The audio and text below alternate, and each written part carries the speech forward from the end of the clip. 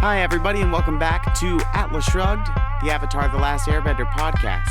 We took a break for a while so that I could focus on another project. I'll tell you more about it when I can. It's something I'm very excited about.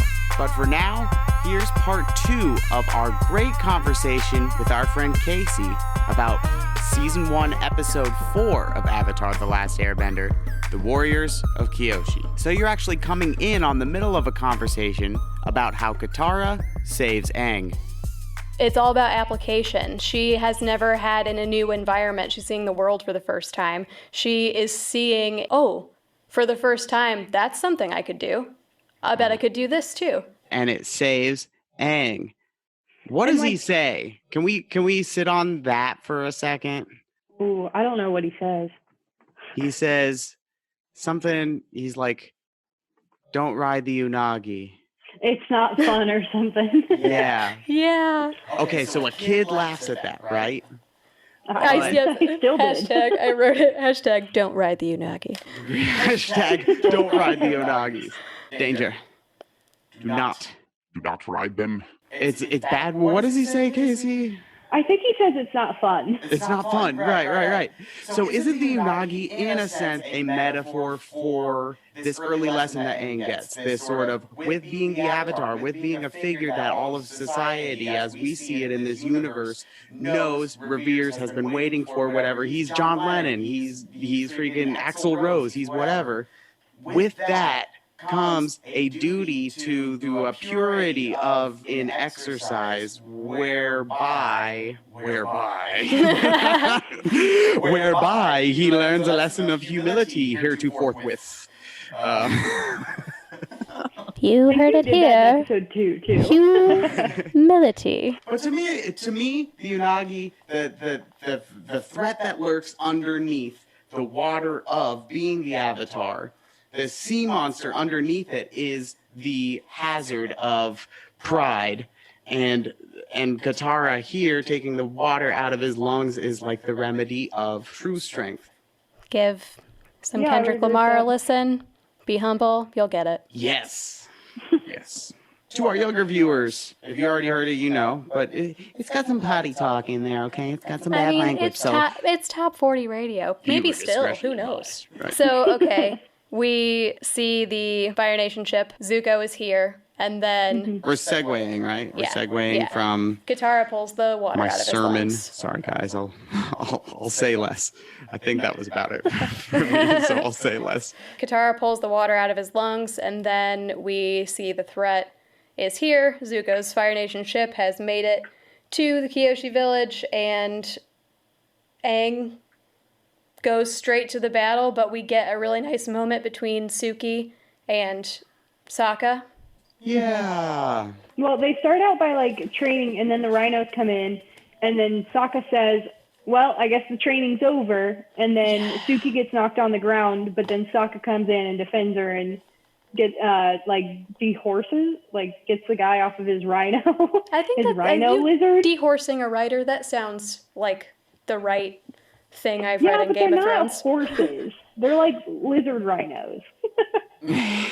De-rhinoing a man. We'll work on the terminology there. I don't really know what to say, but then Sokka steps in and defends her and uses some of his cool fan stuff that he's learned. Yeah, that's cool. Oh, yeah. AJ, did you have some envy over the superpower suit that Sokka was wearing for this particular battle? Where is my super suit? Nice dress. In a word, yes. Nice dress is great.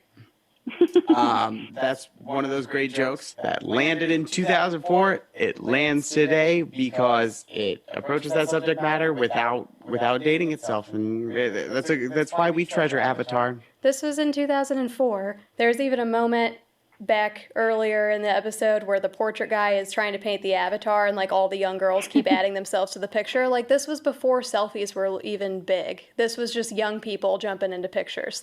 Every joke is so good. I wonder if Avatar was a show brought to us from the future. It sounds kind of like I just entered Lavender Town. Beep, boop. That's better. So metal. The Lavender Town music is so metal. I made a promise at church last week that I wouldn't reference a video game in this podcast. And it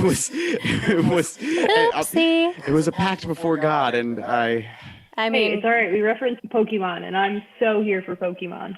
Me too. Yeah, we'll have to dive into that at some point too. But by the way, God's in full audience, and we're talking about Avatar. Is it really any different than a video game?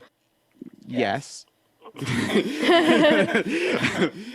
Is Avatar different from church? So let's move to the last battle of this whole thing, why don't we?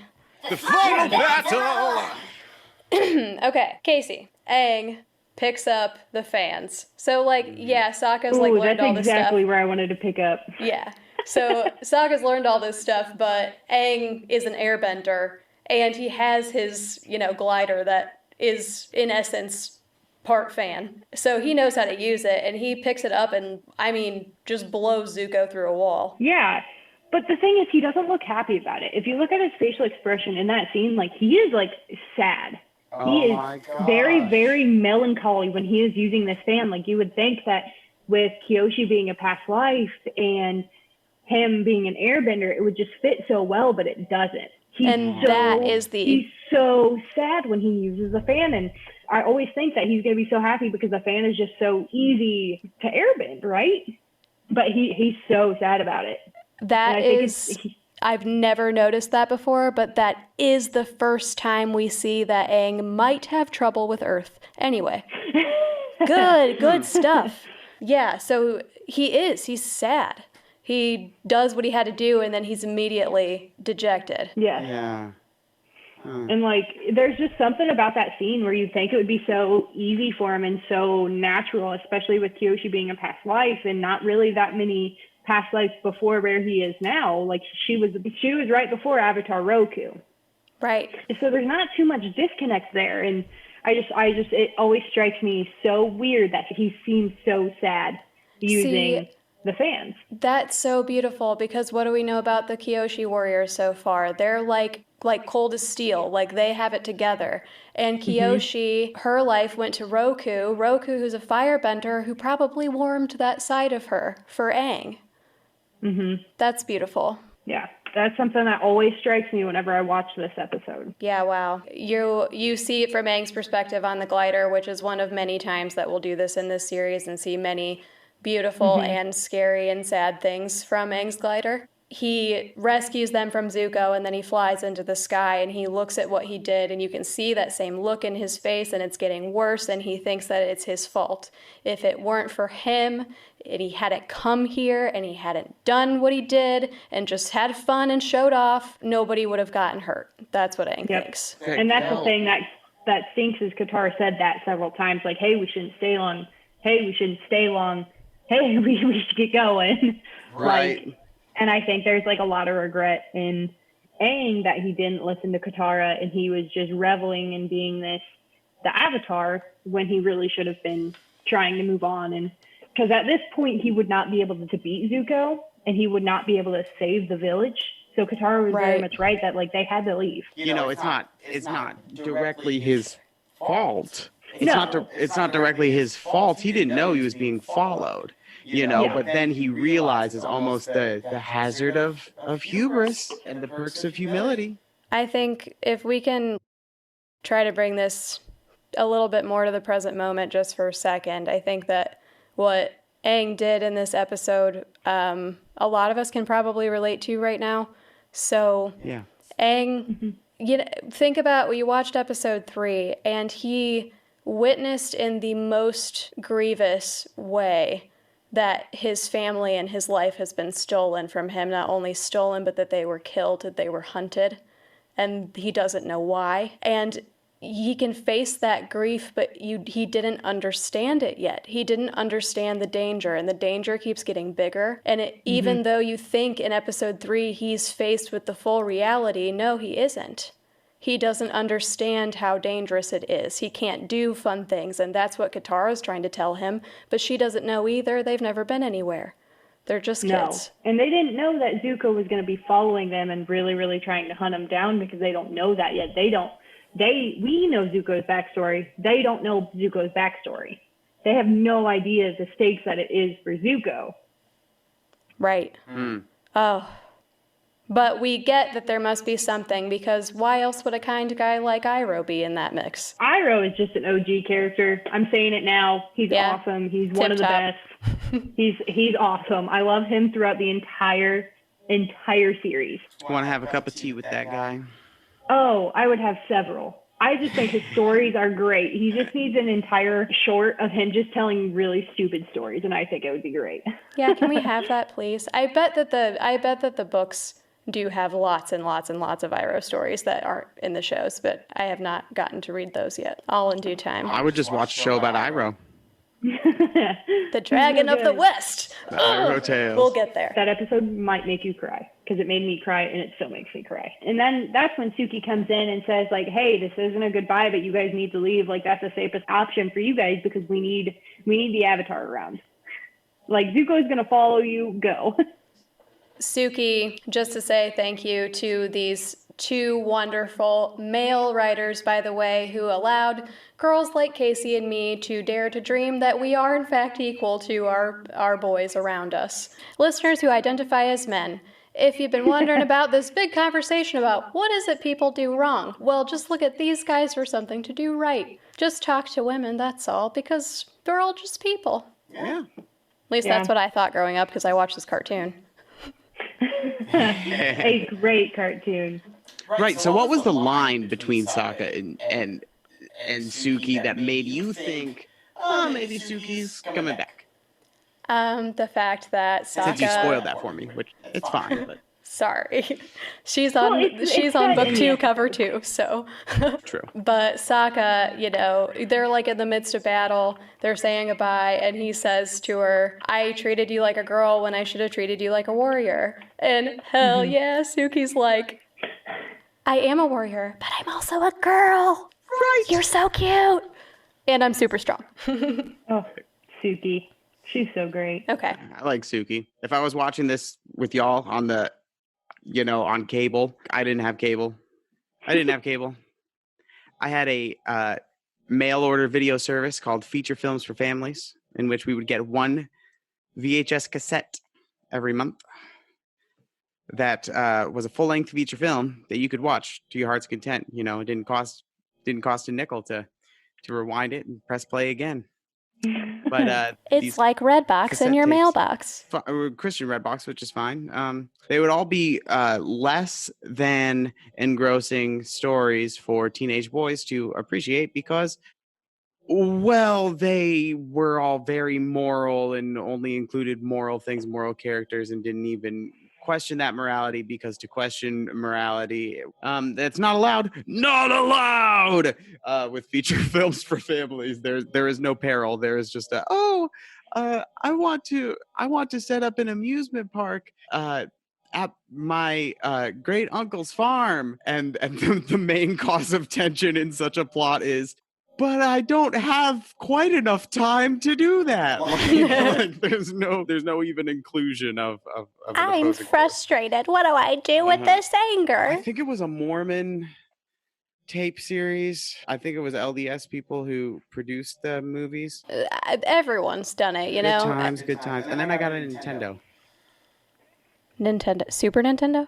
And I'm sorry, we're moving on. Play any video games rated M for mature, but I did. Eventually. So, yeah. I'm so jealous of you guys having cable and watching this at home. AJ, and, it's a long and winding road. We're adults now, but at the time, I would have been, I think, in 5th grade when you were a freshman in high school. Is that right? You graduated in 2009? 8? Yeah, no, see, so that is right. I tried to say I would have been in 6th grade in middle school, much bigger, but no. This is when I was a freshman, right? Right, so you wouldn't have been watching Avatar probably at 15. No, I wasn't. I had already moved on to the intellectual stimulation that was Halo. Again, with the video games. I told my priest I would not bring up video games. But sir, it's called It's all right. Halo. Packs You know, that I made. Father, I mean. Oh well, I didn't talk about them as much this time. Oh boy. So now we get to riding on in on the unagi. Don't ride that unagi. Yeah. uh-huh. Yeah, Right. I mean, I think this says a lot about Aang because, like, this is pretty much how he put out all of the fire to help the village, even though he kind of hurt it. Like, I think this shows a lot of his character. Instead of just completely running away, he did find a way to, like, put out the fires and do at least a little bit to undo, I guess, a little bit of the damage that he did. Definitely. He showed that even though he's reluctant, he will be the Avatar. He used this thing that was, sort of created peril at the beginning of the episode because is symbolizing the potential for ego to give you a big head and cause you to mess up and fumble. But now he's like, oh, I am aware of this. I'm going to ride the unagi because it is not my master. Yeah, he definitely. Mm-hmm. He takes control. He takes control of that which would have otherwise controlled him and that which had gotten him into trouble and uses it to put out the fire. And it's super effective. Yeah, it is.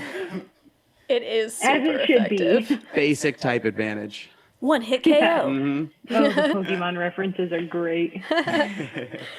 I think I've also gotten a few in there so far. I can't be the only We one. put out the fire over the city, and the three of them are again on Appa, and we're going to the next place. I think all of them have kind of had a reality check. So, what is your moment from this episode that was a reality check, something that really struck you? Who, me? Both of you.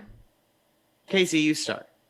You start? Okay. I think, like, some of the biggest parts for me is Sokka owning up to the fact that her fighting style and her warrior traits are stronger and better than his, and to be a better warrior, like, he needed to learn some of these skills that Suki had and that the Kyoshi warriors had. And I think these are going to be things that are going to help him later through the show, which I'm not going to spoil. Just him learning, like, using your opponent's momentum against them, and just being able to be taught by Suki and someone who has taken the whole Kyoshi, like, warrior embodiment and, like, brought it in as a whole is Suki. And just being able to show Sokka that there's more than just his Southern tribe warrior style, you know? Like, I just think it's awesome to be able to see these different cultures that they have created within this, and seeing the humility Sokka has to just being like, oh, wait, I'm wrong. Like, this is something I need to change, and this is something that I can learn to be better myself. Seeing a character go through that in, 24 minutes? Like, that's impressive writing right there. Spectacular. That is. Oh, yeah. There's so much. This was an extremely dense episode, I would say. And if this is how Avatar is going to continue, you know what? I guess I'll keep doing this podcast. What do you think? Yes. The Okay. truth is, I was very touched that you wanted to do this with me, but I was under no impression that it wouldn't go the way I thought it went, which is you falling in love with Avatar. So, be on the show. It's going to be fun. We live together, so Thanks. it's kind of hard to get away. Thank you. I hope to learn all I can. I do Yeah, you got it. Thanks. I do So- have one question for AJ, though. What? You have a fairly decent idea of the elements now. The only thing you Earth, really haven't wind, seen is water, Earth. Kool-Aid. Hold on. Kool-Aid. Earth, wind, fire. Wait till Katara learns that Fruit move. roll-ups. Oh, Smashing through the wall like God. Kool-Aid Man. Wind, water, fire. Okay, no, it's earth, fire, wind. It's earth, wind, fire, hair. No. Okay, Casey, is it earth, water, fire, wind, Yes. Capri-Sun? Always Capri Sun. That's Okay, me. that's what I thought it was. So if you had to choose Some any places we call element, that a juice so bag. if you could choose any of if you were a bender and you were going to bend any of the elements, which one would you choose? And you can't choose the Avatar. I only know like 3 types of bending, right? It's an Yeah, evolution of okay. interest. I don't Like, know anything think of about what- dirt bending. Think of what dirt bending like entails. Just Love I that just you're wanna saying know- dirt bending now. I just want to know. I Hashtag want to get Dirtbenders this. Unite. Hashtag I am a dirt bender. Like where you don't know a ton about them, and then when you do know a ton about them. Okay. So I would be an airbender because I feel like that would open me up to certain aspects of other bendiness because I could affect negative space around fire or air or whatever. Yeah, air is a cool choice. I think that, AJ, Plus you could fly. I think I know you pretty well. What did you say? I know you pretty well? Oh, yeah. You dabble. I dabble in AJ. My wife. So, yeah, I would label you, I would think you're an airbender, for sure. So I'm excited to see that so far you think that. I sense a theme because you told me I was a Hufflepuff in the Harry Potter universe, and now I am an airbender. So the theme here is really just air. I'm full of it, and I've got it to spare. Except you're really Ravenclaw a and Slitherpuff. water.